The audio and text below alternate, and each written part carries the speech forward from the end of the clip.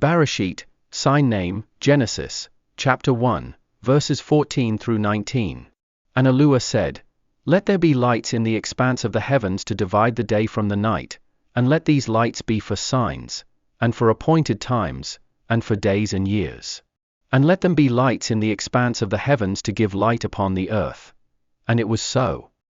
And YAHUAH made the two great lights.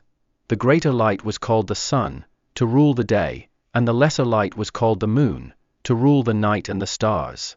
And YAHUAH set them in the expanse of the heavens to give light upon the earth, and to rule over the day and over the night, and to divide the light from the darkness. And YAHUAH saw that it was good. This completed the fourth day. Then evening and morning came. This formed the fourth date. Think about it. Centuries ago, humans on Earth did not have a smartphone or computer to keep track of time. The earliest humans, and many more throughout time, kept time based upon the moon and the sun, the lunar solar calendar. This is how it is supposed to be. Here's how it works.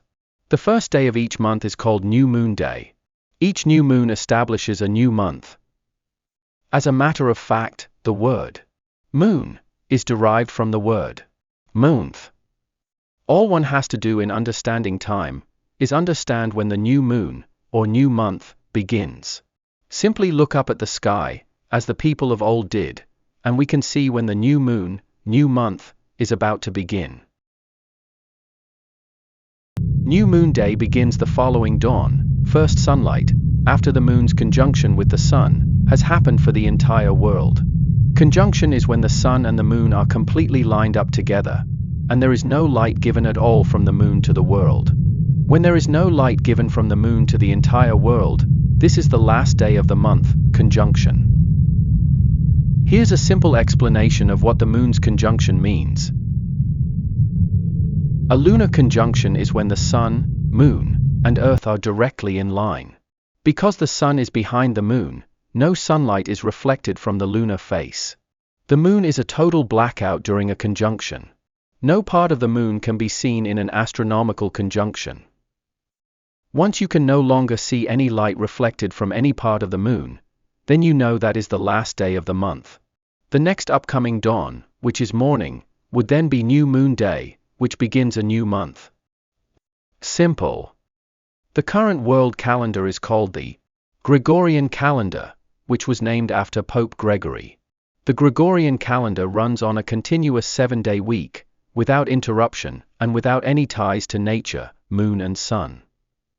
Revelation 12 verse 9 says that Satan and his messengers go about and deceive the entire world. The changing of the calendar is one of the many ways Satan has pulled off this massive deception. YAHUAH, the Creator, through His Word, wants us to keep the calendar based upon His creation. His calendar is non-continual, as this helps keep our attention on Him. Therefore, His creation mechanisms for time, the moon and sun, are so vitally important for keeping proper track of the calendar. In fact, the moon and sun are the only true mechanism for the true calendar of the Creator. The calendar of the Creator utilizes months that total either 29 or 30 days. Determining the last day of the month, 29th or 30th, is simple. Whenever the moon is the darkest for the entire world, lunar conjunction, that is the last day of the month. In months where the last day of the month is the 29th day, the new moon day falls on the day, dawn, after the 29th day. In months where the last day of the month is the 29th day, the new moon day falls on the day, dawn, after the 29th day. In the months where the last day of the month is the 30th day, the new moon day falls on the day, dawn, after the 30th day. Once you have new moon day, then you will have 4 complete weeks of 7 days that follow, 6 workdays, then the Sabbath. The Sabbath always falls on the 8th, 15th, 22nd, and 29th of the lunar solar months. Keep in mind that these Sabbath dates can fall on different days on the Roman Gregorian calendar, because the Gregorian calendar is always continuous without any ties to the moon or sun, which is against the word of YAHUAH. For example, if the lunar solar new moon falls on a pagan Wednesday on the Gregorian calendar, the next 4 Sabbaths will always fall on a pagan Wednesday as well. After the last Sabbath, you will look for the new moon to reset the upcoming new month.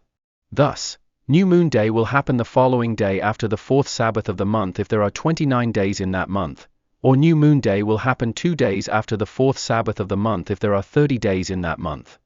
To learn more about the Creator's way of keeping time, visit promotethetruth.com.